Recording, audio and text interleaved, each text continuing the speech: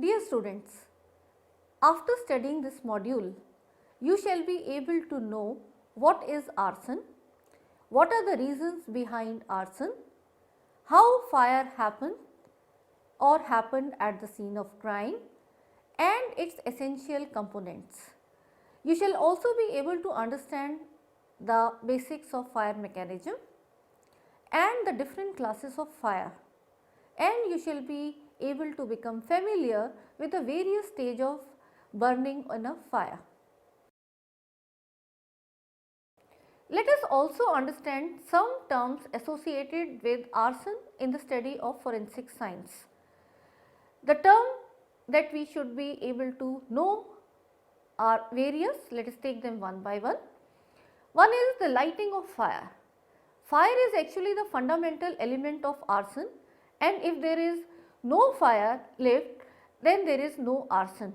So, you should keep in mind that fire is the main thing for calling it to be arson.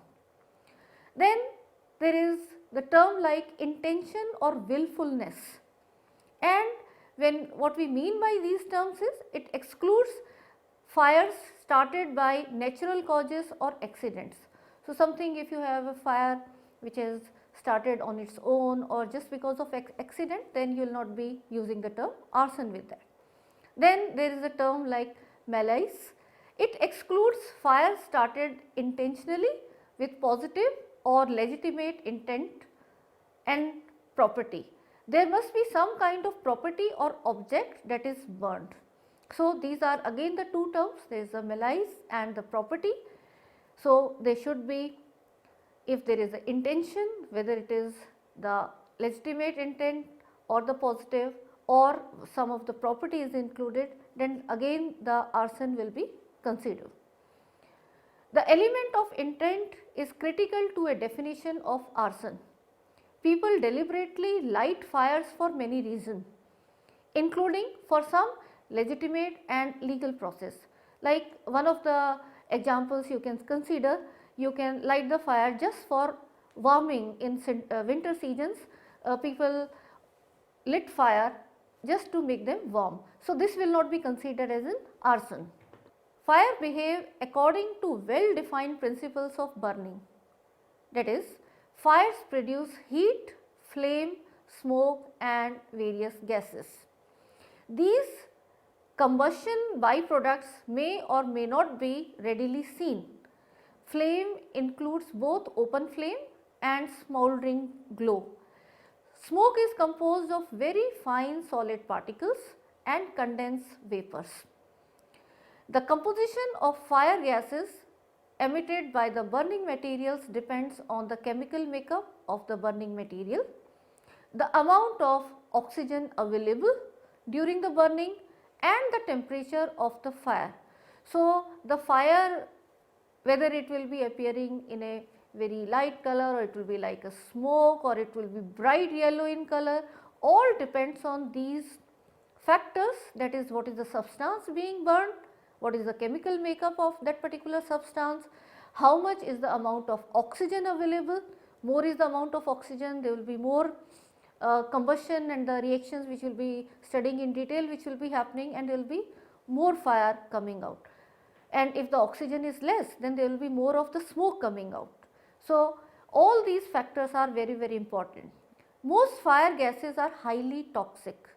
They are the biggest cause of fire deaths. So, sometimes it is not that directly catching the fire, it is the gases which are arising out of these fire incidents that they will be consumed by the surrounding persons and they inhale these gases and it causes death. The biggest single killer is carbon monoxide, not because it is the most toxic, but because it is the most abundant. And also carbon monoxide is highly soluble in our blood, that is the hemoglobin component of our blood, and that forms a irreversible reaction, and that is what causes the death due to the intake of carbon monoxide. When breathed in quantity, carbon monoxide causes unconsciousness when it is in less amounts, and if it is in more amounts it leads to death. You must have heard about various accidental deaths which have happened due to the carbon monoxide suffocation. What happens is, again here you should know this, that in a closed area you should not put any angethi or these type of charcoal type of sources, which will be, if they are burnt, they will be producing carbon monoxide, and carbon monoxide is a very deadly killer, and the person who will be inhaling carbon monoxide, actually they rarely understand that yes, they are inhaling carbon monoxide. So, you can say it is a slow killer. The person even does not know when he or she is inhaling the carbon monoxide, and eventually they get entrapped to the death. Furthermore, at less than lethal concentration, it causes disorientation and confusion, subjecting victims to other hazards present in the fire. That is, they become so much unconscious that wherever the fire is there, they may fall on that. Because of the unconsciousness, they are not able to control themselves, whether they should be away from the fire, try to see how they can rescue and go out of the fire scene, rather than they get entrapped, and it all happens because of this carbon monoxide mainly. The second most dangerous gas produced by the fire is carbon dioxide. While it is not so toxic in itself, a 2% increase in carbon dioxide in the air causes a 100% increase in humans' breathing rate. This doubles a victim's intake of other toxic gases. So, that is how. So, you can see carbon dioxide is indirectly helping, or maybe say you can say it is doing a negative part on the victims in the way that it will be doubling the victim's intake of other toxic gases, because the oxygen intake gets reduced to a great extent. Furthermore, fire burns up and out. It leaves a V-shaped char pattern on walls and vertical structures. This we will be studying in detail. So, a fire which is hot and fast at the point of origin will have a sharp V pattern, and this V pattern will show you that from which point it has originated until where it is spreading. A slow fire will produce a shallow V. If the fire meets at an obstruction such as ceiling, it will burn across the obstruction looking for a place to go up. And another thing that you have to keep in mind while investigating the crime scene involving fire, that is arson, that fire travels with air currents. So, if a air is coming from one side, the fire obviously will be travelling to the other side, and it will be leaving the marks accordingly. So, all these you have to be very observant and while looking at a crime scene. So, because that will be telling you what has been the origin of fire and where all the wind was coming and how it has eventually damaged. Talking about the motives of arson, arson often involves fires deliberately set to the property of another or to one's own property in order to achieve any of the following intention. The intention can be financial gain, like to claim the insurance, or it can be in vanity. Vanity means it is jealously motivated. It uses fire to get back at some insult to his vanity. Next is revenge. Revenge, you are already familiar with this term. If someone wants to take revenge, then one may put fire on others' property. The civil disorder. Other intention can be crime concealment, that someone has committed the crime and just to conceal that particular entire scene is put up on fire. Delinquent behavior, it can be even out of excitement. If it is the excitement, it uses fire out of boredom, and many juveniles have been found to have this type of fire or this intention to have the fire which is rising. Then you have pyromania. Pyromania is the use of fire repeatedly as a kind of neurotic obsessive compulsive behavior. That is, some of these persons, they have this psychological imbalance and they want to repeatedly create fire scene because of the neurotic obsessive compulsive behavior. Another motive can be dowry death, and this is very unfortunate, especially in India. These dowry deaths are very common. So, daughter-in-laws, the wives, they are put upon fire just if they are not able to get the dowry, or it can be due to some communal purpose type of intention, like in India again, sometimes different religion people, they put fire on the properties of other religion, and this is again very unfortunate. But as a forensic scientist, we should know all these causes, so that when we visit the crime scene involving arson, we should be able to find these motives behind the fire. As an aspiring forensic scientist, for you it is important to know about the chemistry of the fire, because when you will go to investigate the arson scene or the fire scene, you have to be very knowledgeable about what is actually fire.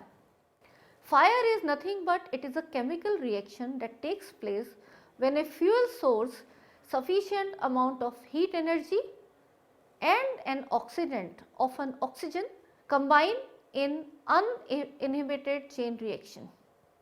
This is known as fire triangle. In more chemical terms, we can say fire occurs due to the exothermic reaction of combustion, that is burning, producing heat and light and some other gases as byproducts. More recently, a fourth factor has been described, that is, it is a self-sustainable chemical chain reaction to produce the fire tetrahedron. The absence of any of these conditions will result in a fire not starting or extinguishing through smothering, that is oxygen removal, or cooling, that is heat removal, or starving, that is fuel removal. Because only gases burn, solid and liquid fuels must be heated until they become vapor before they can burn. So, this is very important thing to notice. And now if you recall what I told you some time earlier, that if you are having in a house the wooden articles and all, the arsonist uses petrol and kerosene to pour over them and then burn. So, that will be catching fire instantly. So, heat chemically decomposes a fuel into its gaseous elements, and it is these gaseous elements which will help burn, and once it is a non-stoppable process, it will also keep on converting other substance into liquid and then further into gases, and that is how it becomes a unstoppable thing. And this decomposition of the various solid or liquid material into gas with the help of heat is known as pyrolysis. So, this is another important term that you should be knowing. Now, talking about the elements of fire in more detailed, as I told you, they can be represented in the form of fire triangle. And if you look at the three parts of this triangle, they are heat, fuel and oxygen. Now, what is meant by fuel? Fuel is anything that will burn. Fuel must be available for ignition. It may be in the form of a solid, a flammable liquid, or in gaseous state. Solids may be wood, cloth or paper, which catch fire very easily. Out of these you can see the paper will be catching fire most immediately, clothes take some more time, and wood will be even requiring more time. Considering the examples of flammable liquids, they are kerosene, oil, gasoline, and all these are highly flammable. And out of these also you have already learned and familiar about the flash point, that lower is the flash point, more flammability will be for that particular flammable liquid. Now, coming from to the vapors, vapors from paint, gasoline and other flammable materials are also considered gaseous. Understanding that there are invisible, potentially dangerous vapors surrounding flammable chemicals is very important, because when these chemicals will be burning, there will be so many byproducts as gases which will be coming, and most of them are highly toxic. Natural gas and propane are other examples of flammable materials in a gaseous state. Now coming to the next component, which is oxygen. I think oxygen you are already very familiar, it is there in our air and this is needed for combustion. Fire uses oxygen to maintain a state of combustion, that is burning. If you stop oxygen, then it can be stopped. Fires also produce smoke and poisonous gases which through oxygen can be carried away to different places, and as I told you earlier that this oxygen intake, it gets mixed up with other gases, and that is how the nearby persons, they all get affected. So even if they are not directly indulged or involved, that is the fire is caught by their skin or clothes, then also there are so many deaths which can happen in a fire scene. The third component of the triangle is heat. The combustible materials may catch fire at ignition temperature, and heat is very necessary to start a fire. For many items found in the home, the combustion temperature is 400 to 600 degrees Fahrenheit, and some items may ignite more easily than others. So these are the main three things, that is the fuel, oxygen and heat, which compose the fire triangle. Now let us move to the classification of fire. The classification of fire is done in 4 classes. There are class A fires, B fires, the class C fires and class D fires. Now what are class A fires? A class A fire can involve any material that has a burning amber or leaves an ash. Common examples of class A fires would be wood, paper or pulp. The preferred method for extinguishing the class A fires is to remove the heat. Water is the most common agent, but others such as dry chemicals and foam can be used effectively, which will try to stop the oxygen supply, and they can help in stopping these type of fires. Coming to class B fires, a class B fire involves flammable liquid or gas.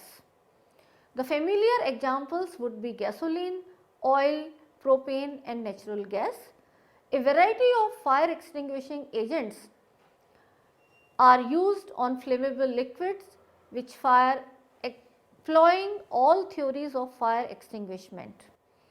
Which agent is best to use is dependent upon the circumstances involved. Flammable liquids do not ignite in their liquid state, rather it is the vapors being generated by these liquids that ignite. The mixture of oxygen and flammable vapors in proper proportion needs only an ignition source to start the combustion process. So we have seen the class B fires are involving the flammable liquids or gases, and in order to stop them you will have to cut off the oxygen supply. Coming to class C fires involve live electrical equipment and require the use of extinguishing agent and or extinguisher that will not conduct electricity back to the firefighter. So remember, you cannot use water to extinguish this type of fire. It will be really dangerous because water is a good conductor of electricity, because mostly there are salts which are dissolved in that. Electricity is an energy source and an ignition source, but by itself it will not burn. Instead, the live electrical equipment may serve as a source of ignition for class A fire, such as insulation or packing, which in turn will be giving you the class B fire. Now coming to class D fire.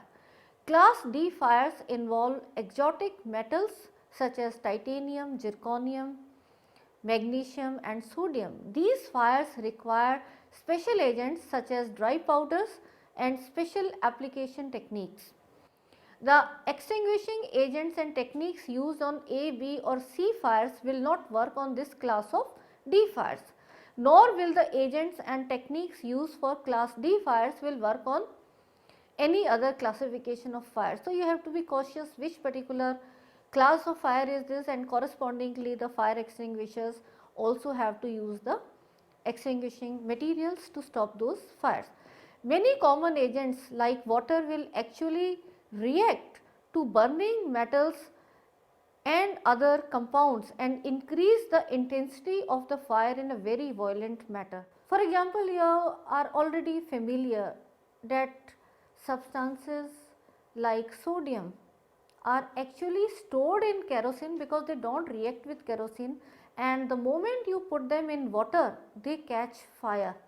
So, if you have some fire which has happened in a place where chemicals are stored, and all of these chemicals can be there, even it can be in a lab at educational place. So, if fire has happened at such a scene, then if you use water it can be very dangerous, because all these compounds, many of them can react with water.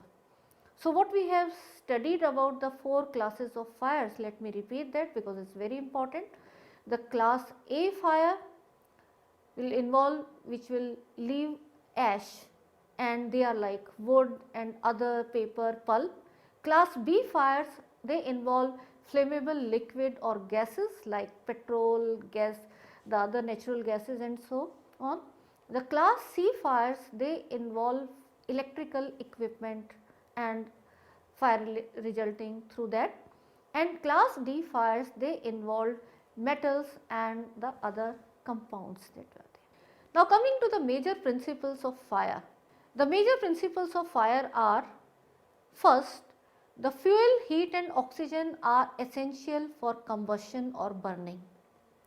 Second, the fuel must be ignited before it will burn. Third, without a reaction, fire will not burn materials such as wood, cloth or paper.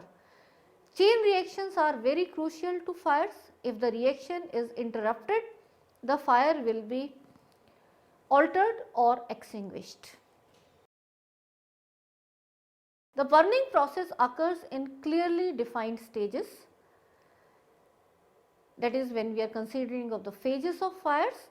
By recognizing different phases, a firefighter can better understand the process of burning and fighting the fire at different levels and with different tactics and tools.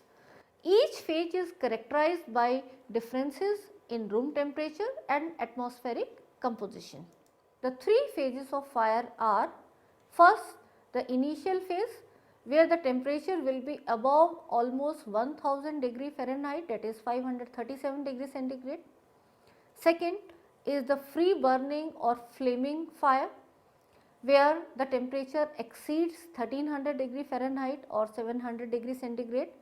In this phase there is sufficient oxygen and fuel available, and the flames and smoke are visible. So, at this stage actually the fire is continuously happening. The third phase is the smoldering fire, and in this phase the temperature is near 1000 degree Fahrenheit or 537 degree centigrade. At this stage the oxygen is very less, and this can burst into explosive flame if oxygen is suddenly supplied. And you must have seen in some of the movies there is a backslash which comes in flames. So, suddenly there is a fire which is catched, and this is what is the smoldering fire, and this can be very dangerous. Now, talking about the initial phase, that is, we also call it as a growth stage. In the first stage, the oxygen content in the air has not been significantly reduced, and the fire is producing water vapor, carbon dioxide and perhaps a small quantity of sulfur dioxide, carbon monoxide and other gases. Some heat is being generated and the amount will increase with the progress of the fire. The fire may be producing a flame temperature well above 1000 degrees Fahrenheit, that is 537 degrees centigrade, yet the temperature in the room at this stage may be only slightly increased. Going into more details of the second, that is the free burning phase, which is also called as the fully developed stage. The second phase of burning encompasses all the fire burning activities of the fire. During this phase, oxygen rich air is drawn into the flame as convection carries the heat to the uppermost regions of the confined area. The heated gas is spread out laterally from the top downward, forcing the cooler air to seek lower levels and eventually igniting all the combustible material in the upper levels of the room. This heated air is one of the regions that firefighters are taught to keep low and use protective breathing equipment. One breath of this superheated air can sear the lungs. So, this is very important note. At this point, the temperature in the upper regions can exceed 1300 degrees Fahrenheit. As the fire progresses through the later stages of this phase, it continues to consume the free oxygen until it reaches the point where there is insufficient oxygen to react with the fuel, and the fire is then reduced to the smouldering phase and needs only a supply of oxygen to burn rapidly or explode. So, coming to the details of smouldering phase, that is also called as the decay stage. In this third phase, flame may cease to exist if the area of confinement is sufficiently airtight. In this instance, burning is reduced to glowing embers. The room becomes completely filled with dense smoke and gases to the extent that it is forced from all cracks under pressure. The fire will continue to smolder and the room will completely fill with dense smoke gases of combustion at a temperature of well over 1000 degrees Fahrenheit. The intense heat that will have vaporized the lighter fuel fractions such as hydrogen and methane from the combustible material in the room. These fuel gases will be added to those produced by the fire and will further increase the hazard to the firefighter and create the possibility of a backdraft. So, this backdraft is really very dangerous. Let us now summarize what we have learnt in this module dealing with arson. We have learnt that arson is the willful or intentional or malicious burning of property. Numerous motives we have discussed which are involved in the malicious burning or arson, and we have also studied that fire is nothing but it is fuel plus oxygen plus heat. So, these are the three components of fire and we have dealt up in detail. We have also discussed the four classes of fire. The class A fire, which refers to with the solid materials like paper, wood, lumber and cloth. Class B fire, which refers to fire with flammable liquids like oil, paints, grease, gases. Class C fire, which is related to the electricity, that is faulty fuse boxes, the frayed wires, overloaded electrical circuits, so on. And the class D fires, which involves the combustible metals and their compounds. Three different phases of fires also we have studied: the initial fire stage, then we had also studied the fire burning phase, that is the second phase, and we have also studied the smoldering phase, the third phase, where backdrift can happen, and we have also studied the term spontaneous combustion in detail. In next module, we shall continue the study of arson and shall learn how to relate this all investigation and take it further. That is, what are the duties of the investigation officer at the scene of crime, the protection of crime scene, how it has to be done, how the documentation of every fact or the statement and oral evidences has to be carried out, and the searching of physical evidence linked with the crime scene. We will also study the evaluation of the clue materials to understand the modus operandi, causes of fire, number of persons involved, how to maintain the chain of custody, the preparation of interim or the final report, and finally the court testimony. Thank you.